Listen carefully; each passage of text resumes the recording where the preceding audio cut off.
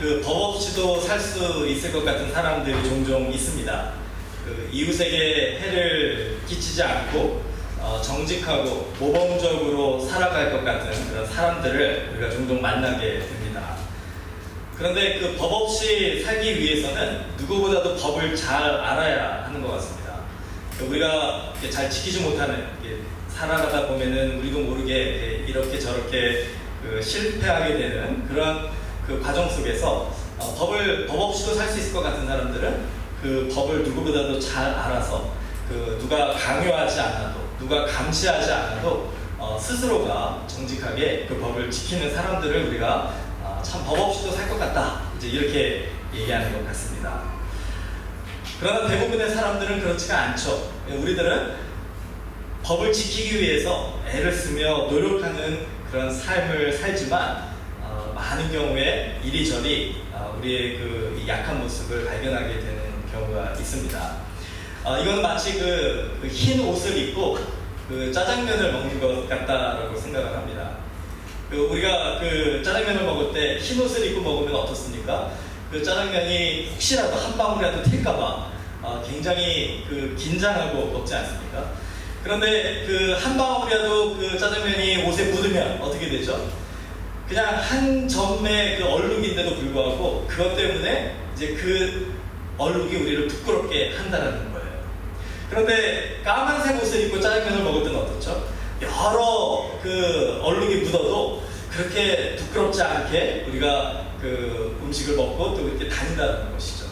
그러니까 어떻게 보면은 흰 옷을 입고 그렇게 짜장면을 먹으려고 하는 것은 억울한 일이라고 할 수도 있습니다. 근데 이 비유가 참 적절하다 생각이 되는 것이, 여러분 많은 경우에 정말 우리가 의롭게 살려고 법을 지키면서 그 죄를 짓지 않으려고 그렇게 열심히 사는 것이 우리 모두의 마음이지만, 간혹 우리가 그렇게 산다라고 스스로가 생각하게 되는 경우가 있습니다. 한 주를 살아가면서 별로 죄를 짓지 않으면 사는 것 같은, 나는 그래도 하나님이 보실 때 착한 사람이고 의인이라고 하지 않으실까, 이렇게 생각하는 경우들이 종종 있다는 것이죠.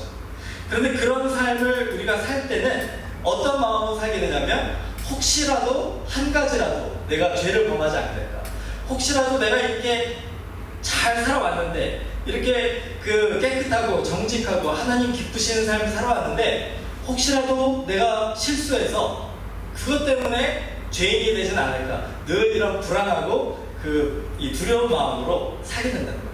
그 작은 죄라도, 한 방울의 이 짜장면 같은 그런 얼룩이라도 내 안에 있을 때 그것이 나로 하여금 견딜 수 없는 그런 죄책감을 가지게 만드는 거예요.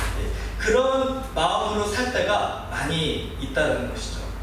바울이 이 부분을 우리에게 가르쳐주기 위해서 로마서 3장 19절 20절에 이런 말씀을 우리에게 줍니다. 우리가 알거니와 무릇 율법이 말하는 바는 율법 아래에 있는 자들에게 말하는 것이니, 이는 모든 입을 막고 온 세상으로 하나님의 심판 아래에 있게 하려 함이라. 그러므로 율법의 행위로 그의 앞에 의롭다 하심을 얻을 육체가 없나니 율법으로는 죄를 깨달음이니라. 자, 하나님께서 우리에게 율법을 주신 이유가 무엇입니까? 이 질문에 바울은 뭐라고 대답을 하냐면, 우리가 율법을 완벽하게 지킬 수 없음을 깨닫게 해주시기 위함입니다 라는 게 오늘 이 로마서 3장에서 바울이 우리에게 주는 대답이다 라는 것입니다. 우리 중에 어느 누구도 마치 흰 옷을 입고 있을 때 그 얼룩을 하나도 묻히지 않고 평생을 살아갈 수 있는 사람이 없는 것처럼, 우리 중에 그 어느 누구도 죄를 짓지 않고, 정말 한 점의 죄도, 한 가지의 죄도 짓지 않고 평생을 살아갈 수 있는 사람이 없다는 것을 가르쳐 주시기 위해서 하나님은 우리에게 율법을 주신 것이다 라는 것입니다.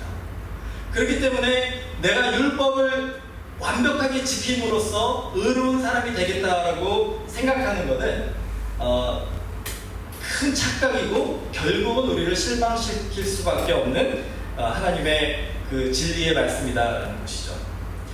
자, 그래서 로마서 3장 23절 우리 말씀을 좀 올려주실래요? 이제 바울이 인간이 극복할 수 없는 이 죄의 문제를 아주 간단 명료하게 우리에게 선포해 주고 있습니다. 우리 다 같이 로마서 3장 23절 같이 읽겠습니다. 모든 사람이 죄를 범하였음에 하나님의 영광에 이르지 못하더니. 여러분, 우리가 이 말씀을 좀 암송하시면 좋을 것 같아요. 여러분이 혹시라도 정말 그 한 점의 얼룩, 이 죄의 얼룩도 가지지 않고 살 수 있다라고, 나는 그렇게 해서 내가 정말 의로운 사람이 될 수 있다라고 그렇게 생각하시고, 나는 죄인이 아니다라고 그렇게 생각하시고 살아가시려는 유혹이 있을 때마다 로마서 3장 23절의 말씀을 다시 한번 귀 기울여 들으시기를 부탁합니다. 모든 사람이 죄를 범하였음에 하나님의 영광에 이르지 못하더니. 오늘 여기에 참석하신 우리 모든 성도들은 다 죄인임을 바울은 로마서를 통해서 우리가 깨닫기를 원하는 것입니다. 자, 근데 이제 문제는 뭐냐면, 누가 나를 죄인이라고 판단하는 것은 상당히 불쾌하고 또 기분이 나쁜 일이라는 것이죠. 여러분을 제가 뭐 이렇게 말씀을 통해서 여러분에게 우리는 다 죄인입니다 얘기하지만, 여러분이 이렇게 개인적인 관계를 맺을 때 어떤 사람이 여러분에게 찾아와서 당신은 이런 죄를 졌습니다, 당신은 죄인입니다, 이렇게 우리를 판단하면 여러분 마음이 어떠십니까? 예, 너나 잘하세요 뭐 이런 식으로 얘기할 수도 있고, 굉장히 방어적으로 그것이 왜 죄가 아닌가를 막 변명하게 될 수도 있고, 나를 정죄하고 판단하는 사람을 불편하게 생각해서 피할 수도 있습니다. 결국 우리는 그 얼룩과 같은 그런 죄의 문제가 우리들에게 감추고 싶은 것이고 부끄러운 것이고, 우리가 다른 사람들이 그것을 알지 못했으면 좋겠다라고 생각하는, 어떻게 보면 그것을 정죄하고 판단하는 것이 굉장히 우리들에게는 그 부끄럽고 피하고 싶은 민감한 이슈가 될 때가 많습니다. 그런데 문제는 뭐냐면, 성경은 우리에게 분명하게 선포하고 있다는 거예요. 우리는 죄를 범하였기 때문에, 우리는 죄인이기 때문에 하나님의 영광에 이를 수 없다, 이렇게 선포하고 있습니다. 여러분, 우리가 빨래를 할 때 그 빨래하는 목적이 뭡니까? 그 옷에 묻은 그런 이 더러운 것들을 깨끗하게 빠는 거 아니에요? 아까 제가 짜장면 먹는 얘기를 했잖아요. 짜장면이 옷에 튀어도 여러분이 빨래를 하시면 그 얼룩은 다 깨끗하게 지워집니다. 그렇죠? 그런데 우리들의 이 죄의 문제는 어떨까요? 우리의 죄의 문제가 정말 빨래를 했을 때 깨끗하게 지워지는 것처럼 그렇게 깨끗하게 없어질 수가 있을까? 여러분이 정말로 예수 그리스도의 그 보혈의 의지를 자식하면서 우리가 많은 것을 또 배우지 않습니까? 예수님의 십자가의 보혈의 의지에서 우리가 우리의 죄를 회개하고, 하나님께서 우리를 사랑하셔서 그 은혜로 우리의 죄를 용서해 주셨습니다. 자, 그렇다면은 우리 이사야 말씀처럼 우리의 그 모든 죄가 주홍 같을지라도 흰눈같이 그렇게 깨끗하게 용서받는 그런 그 은혜를 우리가 경험했다 할지라도, 그 죄의 얼룩이, 그 흔적이 우리에게서 완전하게 잊혀질까요? 마치 빨래를 했을 때 그 더러운 그 얼룩들이 깨끗하게 사라지는 것처럼, 우리가 지은 우리의 과거의 죄들이 우리 마음속에서 깨끗하게 잊혀져가지고 더 이상 그 죄가 우리를 힘들지 않게 만드는 그런 경험을 할 수가 있을까요? 이게 이론적으로는 가능하지만 실제로는 그렇지 않지 않습니까? 우리가 과거에 지은 죄들을 우리가 하나님 앞에 회개하고 주의 은혜로 용서를 받았어도 그 죄가 우리의 마음속에 지워지지 않는 얼룩처럼 남아있다는 것이죠. 우리를 힘들게 하는 것뿐만이 아니라 우리가 다른 사람들에게 준 그 죄 때문에 얻게 된 상처들이 그 다른 사람들의 마음에도 그 죄의 얼룩처럼 남아있게 된다는 것이죠. 아무리 해결하고 싶어도 그 얼룩의 문제는, 이 죄의 흔적의 문제는 우리가 해결할 수 없는 것이 우리의 지금 고민이 아닌가 생각을 해봅니다. 바울이 고린도전서 5장 17절에 이런 고백을 합니다. 그런즉 누구든지 그리스도 안에 있으면 새로운 피조물이라, 이전 것은 지나갔으니 보라 새 것이 되었도다. 얼마나 멋있는 선포입니까? 예전에 내가 어떤 죄를 지었다 할지라도 예수 그리스도의 십자가의 그 보혈의 은혜로 우리는 모두 하나님 안에서 용서받은 죄인으로서 이전 것은 지나갔으니 새 것이 되었도다. 우리의 인생은 이제 그 죄의 문제에서 자유하고 정말 앞으로 우리와 함께 하시는 그 하나님만 의지하며 새로운 삶을 살 수 있게 되었도다. 이게 바로 고린도전서 고린도후서 5장 17절의 선포다라는 거예요. 그런데 이렇게 새로운 삶을 선포한 바울조차도요, 자기가 크리스찬들을 잡아서 감옥에 가두고 죽이기까지 하고 많은 그 크리스찬들과 그의 가족들에게 아픔과 상처를 주었던 그 자기 과거의 죄들을 온전하게 잊어버리고 새 것이 되었도다 선포하지 못하는 모습을 보게 됩니다. 디모데전서 1장 15절에 보면은 바울이 제자 디모데에게 자기 마음의 이 죄의 흔적들, 죄의 얼룩들 때문에 마음속에 여러 가지로 아파하는 모습들을 나누는 것을 보게 돼요. 뭐라고 얘기합니까? 죄인 중에 내가 괴순이라. 이렇게 선포하면서 자기가 그동안에 지었던 모든 죄들이 예수 그리스도 안에서 다 용서받았고 내가 이제는 죄에서 자유함을 얻었다 할지라도 그 마음속에는 여전히 그 죄의 얼룩들이, 흔적들이 바울의 마음에서 자기를 죄인의 개수라고 고백하게 하는 그런 삶을 살고 있음을 디모데에게 나누는 것을 우리가 보게 됩니다. 자, 여러분들은 어떻습니까? 여러분들의 삶 속에서 여러분들도 오늘 이전까지 여러분이 지으셨던 모든 죄들 속에 지금도 고민하고 그 죄책감 때문에 갈등하고 계십니까? 그렇다면 오늘 이 자리에서 우리는 그 죄의 문제를 예수 그리스도의 십자가로 해결받아야 됩니다. 예수님께서 우리를 초대하시면서 그 십자가에서 죽으시고 우리를 위하여 다시 사심을 통하여 우리가 이제는 더 이상 죄의 노예로 사는 것이 아니라 예수 그리스도의 종으로서 죄에서 자유함을 얻기를 원하시고 누구든지 그리스도 안에 있으면 새로운 피조물이라 이전 것은 지나갔으니 보라 새 것이 되었도다라는 그 은혜의 경험을 하기를 원하신다.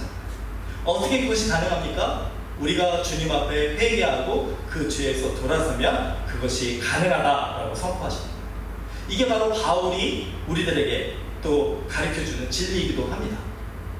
이 과정이 우리에게 있은 후에 주님 안에서 우리가 이 죄의 문제를 하나님과의 관계 속에서 온전하게 해결한 후에 그 다음에 우리가 두 번째로 해결해야 되는 것은 무엇이냐면 바로 우리 안에 남겨져 있는 이 죄의 얼룩, 이 죄의 흔적의 문제라는 거예요.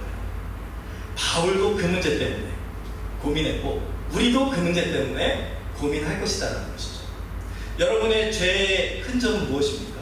여러분의 죄의 얼룩은 무엇입니까? 주님 앞에 다 해결됐다고 생각하지만 여전히 내 마음속에 남아서 나로 하여금 아파하게 하고 죄책감 속에서 힘들게 하는 내가 과거에 지은 죄들의 흔적은 무엇입니까? 얼룩은 무엇입니까? 로마서 7장 24절에 보면 바울도 그 문제 때문에 갈등하고 고민하다가 이렇게 정말 한탄 섞인 그런 고백을 합니다. 오라 나는 곤고한 사람이로다. 이 사망의 몸에서 누가 나를 건져내랴. 저를 따라해 주세요. 오라 나는 곤고한 사람이로다.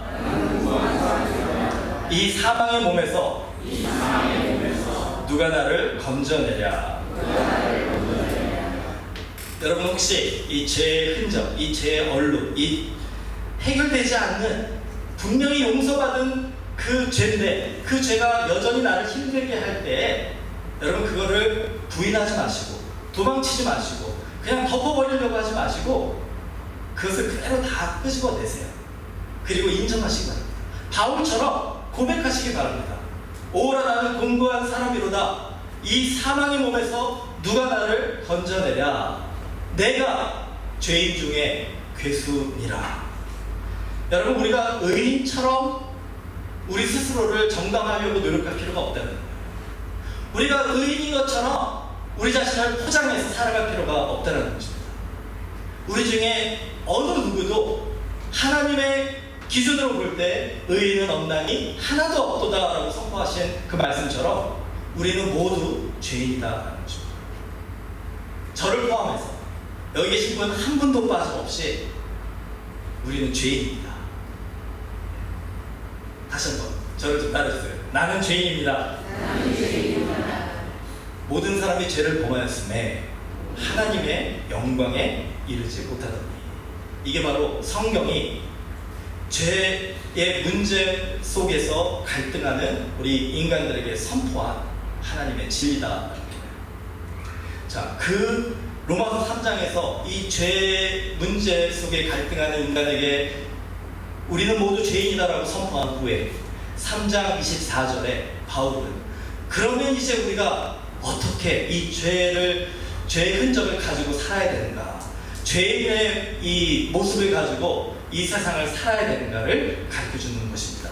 24절 같이 읽겠습니다. 그리스도 예수 안에 있는 속량으로 말미암아 하나님의 은혜로 값없이 의롭다 하심을 얻은 자 되었느니라. 아멘. 우리는 모두 죄인이지만 하나님의 은혜로 용서를 받은 후에도 우리는 그 죄의 흔적과 얼룩 속에서 갈등하고 고민하는 죄인이지만 우리가 그 죄의 문제를 깨달을 때마다 우리가 해결되지 못하는 이 죄의 흔적 때문에, 죄책감 때문에 고민하고 갈등할 때마다 우리가 기억해야 될 것이 있다는 거예요. 바로 예수 그리스도가 나의 죄 때문에 십자가에서 그 고난과 아픔과 죽음을 당하셨다는 것입니다. 바로 나의 이 죄의 문제를 해결해 주시기 위하여 예수 그리스도를 이 땅에 보내셔서 우리를 의롭다 부르신 그 하나님의 은혜가 우리에게 족하다라는 것을 우리가 기억해야 된다는 것입니다. 여기서 중요한 단어가 뭐냐면 값없이라는 단어예요. 여러분 생각해 보세요. 누가 우리에게 선물을 줬습니다.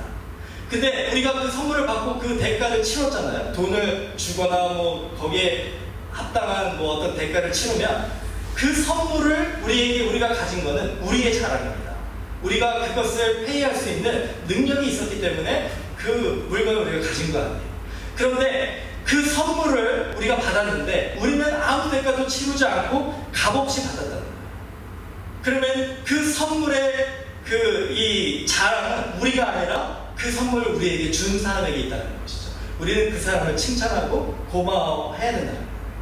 왜냐하면 그 선물을 우리에게 값없이 주기 위하여 그 사람은 그 값을 치루었기 때문에 그렇습니다. 그 대가를 치루었기 때문에 그렇다는 것이죠.